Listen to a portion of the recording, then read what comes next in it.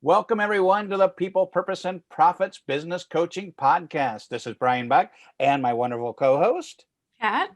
And we are honored to have Shawn Q himself on our show. Shawn, you want to go ahead and introduce yourself, say a little bit about where you're from and what you're about? Yeah, what up, everybody? Thank you so much, Kat and Brian, for having me on the show. I am Shawn Q. I'm a high-ticket sales coach stationed in Colorado Springs, Colorado. Grew up in San Diego, beautiful San Diego, and now it's snowing right now. So I am experiencing a little bit of a culture shock, but I'm super excited to be here and excited to talk to you guys today. Thank you. So we always like to start with our guest, and we serve small to medium-sized businesses, coaches, consultants, and everyone in between. And what does people, purpose, and profits, what does the balance of those mean to you in your business and your approach? Or maybe it's possible now in this stage in your business, maybe one is a bigger pull than the other. So just feel free to talk about that. Yeah, that's a great question. And I actually love those words, purpose, people, and profit, and how well they commingle when building a scalable business. For everything that we do, everything falls under the umbrella of purpose. Purpose is top priority for us. Why are we here and what are we doing? Because if we understand what our mission is, every other decision becomes easier. Who to hire, who to fire, what offers to make, what programs to create, what type of clients to work with. And so for us, our purpose is to eradicate poverty and change the world. That is what we do. Our goal is to eradicate poverty. And the reason why is because poverty in and of itself is the single variable that is at play in almost every other challenge the world is facing, from mental health crises, drug addiction, divorce rates, abuse. So many things, depression, so many things are sitting on top of this variable poverty. And if we stop that, if we help people get themselves out of poverty, then what we're able to do is also help them in their marriages and their families and their careers, in their business, in a wide variety of things. Now, everything we sell, everything that we offer falls under that bracket of how do we eradicate poverty? What does it look like to eradicate poverty? And when I was doing a little bit of research, when I first had my 9-to-5, my first real salary job, I realized I am not cut out to be an employee. I need to start a business. And the reason why was I discovered business building was one of the greatest ways to generate wealth, specifically in the US and in other countries. And so I wanted to generate wealth, but I didn't want to just make a whole lot of money. I wanted to also figure out how to eradicate poverty, because when I grew up in my family was lower middle class. And I remember being at this birthday party where my uncle pulled me aside because I had asked, how much money do you make, of my cousin who had just gotten this first job. And he said, Shawn, that's very rude. You don't ask about money. You don't talk about money. You don't bring it up. That's a personal matter. You never talk about it. And then he went on to say, some people are born to be nails. Other people are born to be hammers. You and me, we're the nails. We hold things up, but we're not in charge. And he ended the conversation with saying, if you become rich, you're going to lose your soul. And I thought, oh my gosh, I don't want any money then. Yeah. Right? Like, if that's money, I don't want to have anything to do with it. And I grew up with this idea that if you generated wealth, then you were a bad person. You were greedy. You had no idea what you were doing. And then I discovered you can use that wealth for incredibly great things. You see, money is a horrible master, but a great servant. If I can use my money and use the wealth that we're generating to create impact in the world, oh man, that is everything. And so at the end of the day, everything falls under purpose. To give you a couple of examples, in 2019, we stopped selling profitable offers and programs because they no longer aligned with the mission. We have hired people specifically to help us understand the poverty issue, to help us understand how business can have an impact in that issue, as well as how me as a coach can work with people in mindset challenges and vision strategies, and helping them uncover not just the poverty of finances, but the poverty of a mind. And so that's our purpose. Everything else falls under that. Wow. That's amazing. I know that's one of the things that I was always drawn to you. But then when I heard that mission, I was like, oh my goodness, totally alignment in my values with that. You make me think, what was the jump for you from where you were mindset wise? Like, what did you do to get that jump to recognize that change for you? You read my mind. Yeah, that's a great question. I don't think anybody has ever asked me that question. And so for me personally, I remember my grandfather pulling me aside when I was young, and he would always say, Shawn, you are a leader. You're not a follower. You're a leader. And I didn't know what that meant, but I thought, oh, my grandpa knows what he's talking about, so I believe him.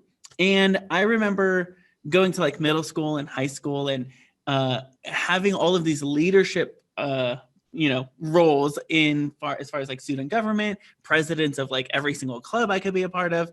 And so it really was established as far as my ability to see myself as a leader from my grandfather, who took me under his wing and he said, Shawn, you're a leader. But, or on top of that, what really helped me understand and have a human-centric, empathetic perspective on people was a lot of the trauma that came from my childhood, where I had a grandfather loving on me and just giving me like just such great wisdom. I also had a father that was incredibly abusive. My parents got divorced when I was 8. I started, hurting myself when I was 10.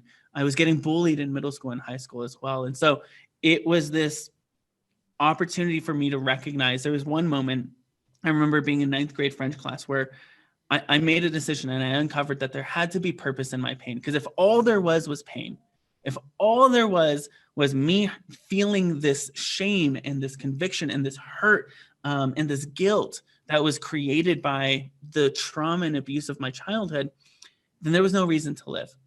But I made a decision. I'm here for a reason, and there must be purpose in this. And it helped me understand and have a heart to understand what was the cause of a lot of this. What could have made this easier? And that led me down the path of doing the research, of understanding and uncovering poverty at the core issue, being the core issue. Did you have a coach, or was it a lot of it self-learning, or mentors in your life? Or like we recently did an interview, and you're making me think about, so often people don't know they can get better because they haven't seen it modeled or know that's available. And so it's amazing that you kind of got there on your own. But how did you make, what happened next? So I got there, or I made that decision on my own, but it wasn't nurtured. That decision wasn't nurtured by myself. It was nurtured by, I grew up in a really great church community, and I had pastors that just poured into me, loved on me, mentored me, took me under their wing. And I was the weird kid in high school that had really long hair, didn't know how to wash it. So maybe it smelled a little funny. No, I had very few friends. But these pastors took me under their wing and they said, you know what, we're going to mentor you. We're going to love on you. And where I thought like I was a hopeless case, they took me aside and they said, Shawn, there's so much available in front of you. And I can draw a direct line to the success I'm experiencing now. I was just actually thinking about this today, to the conversations I had when I was 15, 16 years old with those pastors, kind of taking me under their wing. And so we are never meant to do life alone, ever. You were not created to be alone on this planet. We are created to connect and to build relationship.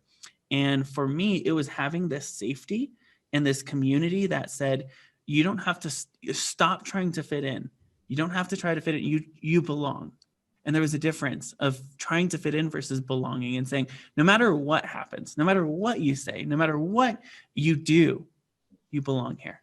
And we're going to love you and we're going to walk you through this. So for me, it was a lot of me making that decision. There has to be purpose, and then getting it nurtured by those mentors and leaders. Yeah. And I see in your work, you're carrying on that message, which is just admirable. So Thank you. I appreciate that. Your story is so powerful and so moving, just listening to it, and I'm just kind of like absorbed. And I do hear the human and the people's part in your story, but I also want to learn how did you become, because you are just absolutely like a master at sales. And I see you like watching your words and carefully crafting your message. And, how does that tie into your purpose and then the profits? That's a great question. So I started 3 businesses before I had the successful business I have today. And every single business I started flopped. Like the first one I had was a event-driven business, made about $10,000 a month, cost me about $15,000 a month. So I wasn't making any money. All right. Then I made a decision that I can't afford on my like minimum wage job that I had at that time. There's no way I could afford to go get like an MBA or go to university, business school. So I was going to go to conferences. And I remember Googling local business conference for startup business. And I found one, which was the Lean Startup Conference in San Francisco with Eric Ries. And I remember going to buy a ticket, and tickets were like $5,000 for like their silver ticket. And it was mostly for like corporate contracts and stuff like that. So that was like nothing to them. But for me, that was like, oh my gosh, I haven't seen those many zeros ever. And so I went to go buy a ticket, and I realized it was $5,000, and I was like, there's no way I can afford it. But it was at that point that I made another decision that even though I didn't have the resources, I would still try to be resourceful. So I looked and scoured their website, found like a customer support email, and I emailed them and I said, I can't afford the ticket, but I can move chairs, I can move tables, I can like greet, I could be a room monitor, whatever it is. And they said, go ahead, come on down. So me and my dad at the time, my stepdad, who has been so supportive of me, we drove down and we stayed in this really bad motel. And it's a bad motel when you can remember the smell as soon as you open the door. Yeah. It was just like the most affordable thing we could like pay for at the time. And I went and I volunteered. And my 9-to-5 job at the time was a lot of like production. So like we were doing, I was calling the show and doing things like that, technical stuff. And so I had emailed them when they responded, yeah, come on down. I said, hey, I have this background. If I could be of use in the AV area or with sound or anything like that, I'd love to help. I said, no, come on down. We'll have you do like chairs. And so the day before the conference was supposed to start, their technical director got sick and was throwing up in the room. And literally the show couldn't go on because there was nobody else. So they said, Shawn, you mentioned you had this background. Do you think you could do this? And I had done it all the time. So it was super easy for me to step in. And I remember like Eric Ries himself, he called me 2 weeks after the conference and he said, Shawn, that was amazing. Like you literally saved the show. Thank you so much. And he said, like, I'd love to have you for our next event. So he flew me out, paid me like loads of money that I've never made ever for like a week's worth of work. And that was the start of me going from being a room monitor to being backstage with all these amazing speakers to meeting people like, Ryan Dice and Eric Ries and Michael Hyatt and Pat Flynn and like Gary Vee and Dave and John from Shark Tank and all these amazing people. And so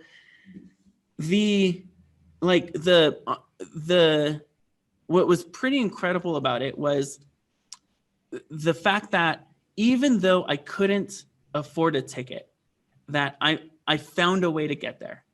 I found a way to get backstage. I found a way to like, and there were some very lucky moments for me, but I put myself in a position where luck was on my side.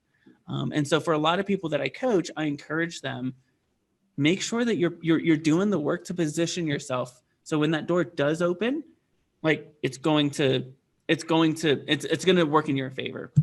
But to finish the story, so I went to those conferences and I discovered that people had a really hard time marketing their business. So before I even got into sales, I got into marketing and I started a marketing agency and that kind of took off and it's still successful. And I discovered that, okay, we're generating all these leads for people, but nobody's closing them. And so it doesn't even matter if you get in front of 100 of your dream clients, you don't even know what to say. So I began to do my research, and I researched the heck out of sales. I studied every book I could get a hold of. I watched every video, listened to every podcast. I mean, I spent like a year really discovering two things. Number one, sales is all about possibilities. It's not about selling the program or the offer. It's selling what's possible after the fact. And then number two, possibilities are created based off of powerful questions. And I became not a salesperson. I became somebody who has said, I'm gonna be a master crafter of questions.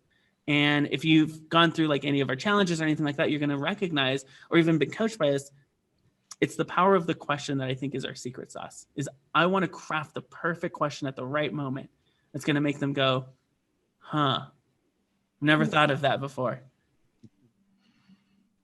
I love that as a coach when you have those, because because you start to see the insight that someone has. It's so powerful. And you are great at that. Is there any sales guru, so we say, that's a hero of yours? Like, are you old school Zig Ziglar, or is there someone else that greatly inspires you, even though you've created your own method, but is there one that really resonates with you? Yeah, so I would say our method is a mishmash of a lot of things that I've tried, that I've learned from other people and have worked. And so it's like I've tried every single thing that I could find, and it's like, okay, this part of that works, so I'm going to take that. And then I'm going to try this thing. Okay, none of that works except for maybe that, so I'm going to take that. So we've really crafted it based off of that. Zig Ziglar's amazing. I love, I think his name is Eric Gitomer, or Jeffrey Gitomer, and he's really into sales.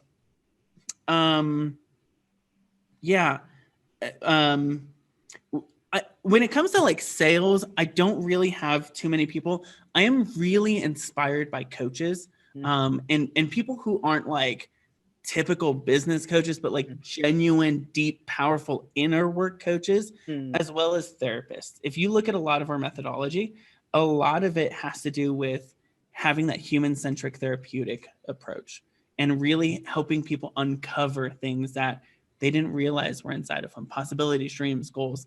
And so I'm very inspired by deep inner work coaches, as well as really strong therapists like Brene Brown and my wife, who's an incredible therapist in her own right. So, well, that was my eureka moment with your work. Is sales is just coaching questions. It isn't I'm not putting on the sales hat. I'm a coach through and through. So that was a huge eureka moment that I think so many of our listeners, audience, would benefit from. Absolutely. Yeah, and I love the challenge, and I really encourage anybody who's watching and listening to this to give it a try, because Shawn knows his stuff. I seriously, I really love that. And I do have a little bit of your style as well. I've been told that I ask powerful questions, and I know that they can be life transforming, because if you do ask the right question and you're able to get someone to even answer their own questions, that just gets that so much deeper, and they get to work without you even having to do anything. So I do love your style. Like, I was watching you closely. I was being an investigator.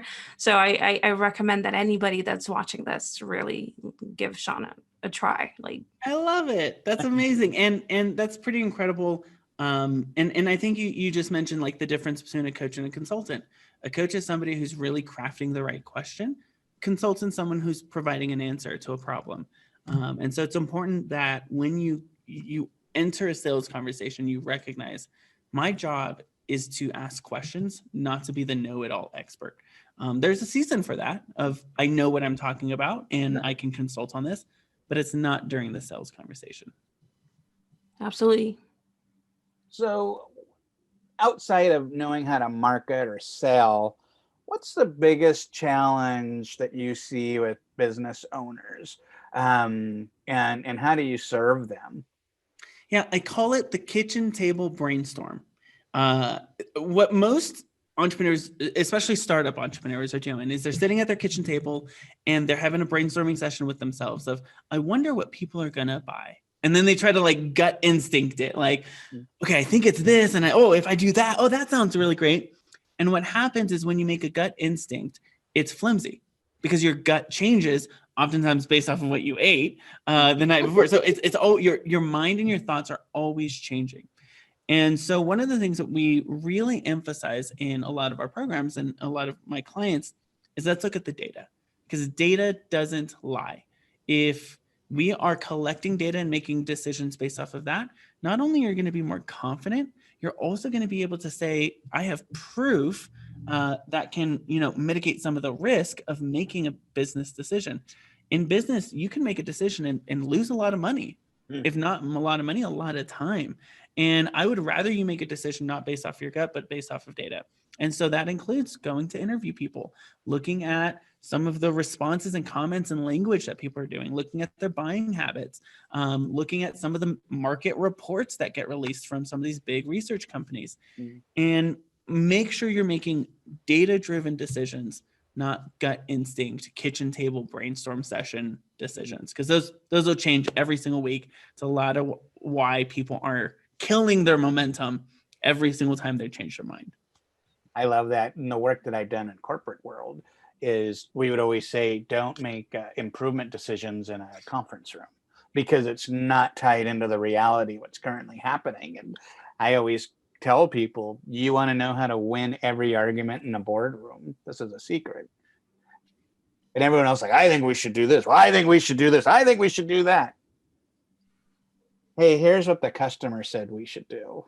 That person wins that talk to the customer. And I think it's totally in line with what you're saying is you don't have to have a lot of resilience or creativity just to meet people with what they tell you. And I have a question for you, Shawn. You obviously have gone through a lot of experiences building your business. What would you like, the you today to say to Shawn a few years back when you first started out to avoid some of the mistakes maybe that you've made, or some of the choices, or maybe just, kind of like create a shortcut to who you are today? So this might be unorthodox, but I would say nothing. I would not tell my younger self anything other than like keep going, maybe. I wouldn't give him any strategy, any insight. And the reason why is because that person needed to do the work to get to the place that I am today. And I would hate to rob myself of that journey of paving the ground and not figuring out until the moment I do. And the challenges and the failures and the mistakes that I've made in business and in life have given me such a grounded perspective and a humble perspective to say, guess what? I am nobody special. I have made every mistake in the book. And yet if I could do it, so can you. And so I wouldn't tell that person, that version of myself, anything other than just keep going, keep doing it. Just keep showing up. What kept you going and progressing when the first couple of businesses didn't work? Like what kept, because so many people could be like, I tried, I gave it good effort, but you kept going and pivoting. That's a great question. So I hated my 9-to-5 job. My boss was a mess. The culture was toxic. And yet that was the only thing I thought I was capable of maintaining. And it was keeping me alive. I was paying bills, feeding myself, but it was that pain in that corporate job that kept me fired up to find another solution. So I'm actually very grateful for the boss I had, for the toxic environment I lived in, or the culture that they had, because that would not have been able to, I would have been comfortable. And I would have just been, well, this is a good job. I'm happy here. And I wouldn't be the entrepreneur I am today. And so it was probably the pain of that caused me to seek out, okay, there's just no other option. I am doing this.